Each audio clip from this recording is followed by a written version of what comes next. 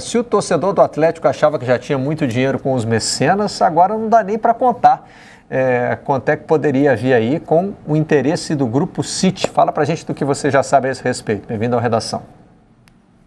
Bom dia, Barreto, Mansur, Diogo. Notícia em primeira mão, está no GE, chamada na Globo.com.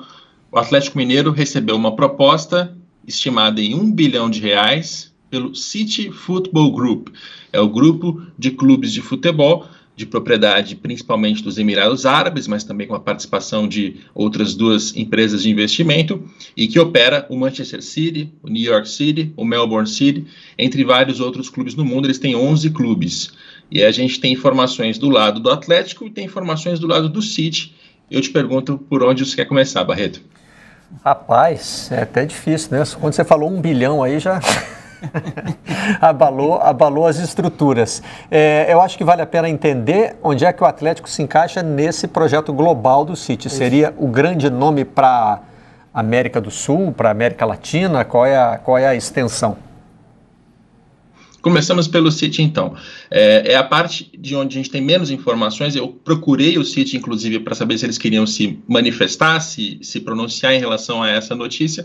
Decidiram não comentar, e eles não comentam nenhum tipo de especulação, ou de rumores, ou de negociações, informações que a gente tem em relação às compras que eles fazem. Mas, pelo que eu consegui apurar, a ideia do Grupo City é ter, na América do Sul, algo que eles chamam de flagship. A tradução mais próxima para o português seria carro-chefe.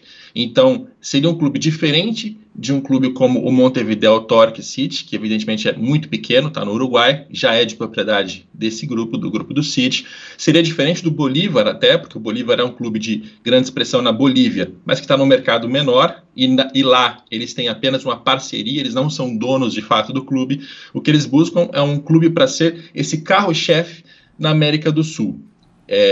Eu ouço sobre o interesse do City no futebol brasileiro já há algum tempo. O que eu estou percebendo agora é que está ficando mais concreto. Tão concreto que o Ferran Soriano, que é o CEO do Grupo City, ele teve reuniões com representantes do Atlético Mineiro. A última reunião, pelo que eu soube, foi há 2 semanas, na qual eles apresentaram essa proposta e, a princípio, os valores ainda são entendidos como baixos pelos dirigentes do Atlético. Então, pelo lado do City, a história é essa. E pelo lado do Atlético, bom, como você está dizendo que já houve reunião e já houve até uma avaliação da proposta, então tem... o Atlético está apontando no caminho da SAF, mas pelo que a gente entendeu, né, Capela, tem outras participações suas, sem pressa, não é isso?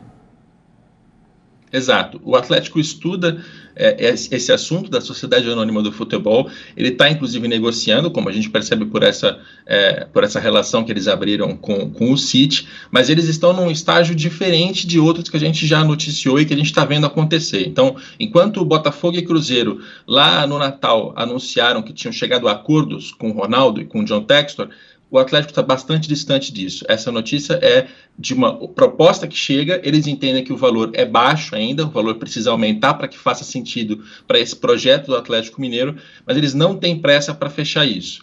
O prazo, pelo que eu entendi, das pessoas envolvidas na negociação é de 12 a 16 semanas para continuar essas negociações, inclusive com o City, e com outros potenciais sócios, para encontrar o melhor negócio possível. Depois, ainda tem que chegar a um acordo não vinculante, que não gera obrigações, apresentar isso para o torcedor, para o conselho do clube, que vai precisar participar disso ativamente, mas o que a gente tem de concreto existe um interesse do Atlético por abrir uma empresa e, logicamente, para fazer com que isso faça sentido, né, que gere grandes investimentos, vender participação majoritária dessa empresa, que é algo que segue os moldes dos outros clubes que a gente já viu, mas com uma cabeça bastante diferente, até porque o momento do Atlético é diferente. Estamos falando de um clube que tem muita dívida, isso é um ponto crítico, né? A situação financeira do Atlético é muito difícil, o que indica que o clube deve seguir por esse caminho da empresa para encontrar a sustentabilidade, mas ao mesmo tempo não é um clube que está na segunda divisão, sem futebol, ele está super endividado assim, mas ele também tem um elenco muito forte,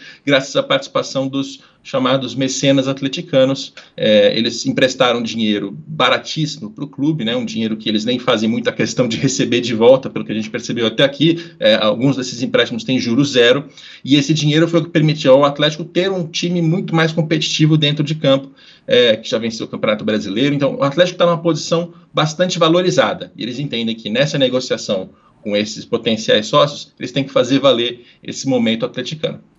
Capello, para a gente fechar, o que me chamou a atenção foi também o percentual, 51%, né? A gente tem visto percentuais de compra mais altos nas negociações de SAF aqui no Brasil. Isso dá alguma vantagem ao Atlético? Dá participação maior ao Atlético nas decisões da SAF?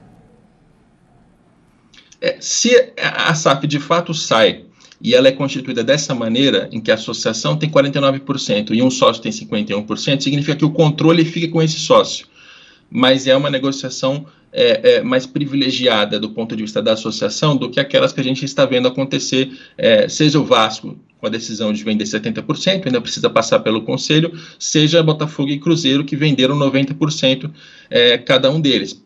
Quando você fica com 49%, você não tem mais o controle, mas você tem uma parte maior desse ativo. E a expectativa é que esse ativo se valorize nesses próximos anos. Então, é claro que essas comparações a gente vai ter que fazer com muito cuidado, porque depende muito do que né? E, aliás, esse é um ponto da apuração que eu deixo muito claro, é 1 bilhão, essa foi a informação que eu recebi, mas o que exatamente é 1 bilhão? É 1 bilhão para investimento? É 1 bilhão para quê? Essa informação a gente ainda não tem, porque a negociação ainda está no estágio muito preliminar, né? Então, comparações nesse momento ainda são difíceis de ser feitas, mas o fato é que o Atlético, justamente por estar nessa posição privilegiada, por estar valorizado, ele vai buscar condições melhores do que aquelas que a gente já viu anunciadas. Isso significa mais dinheiro de um lado e uma participação menor sobre o percentual da empresa.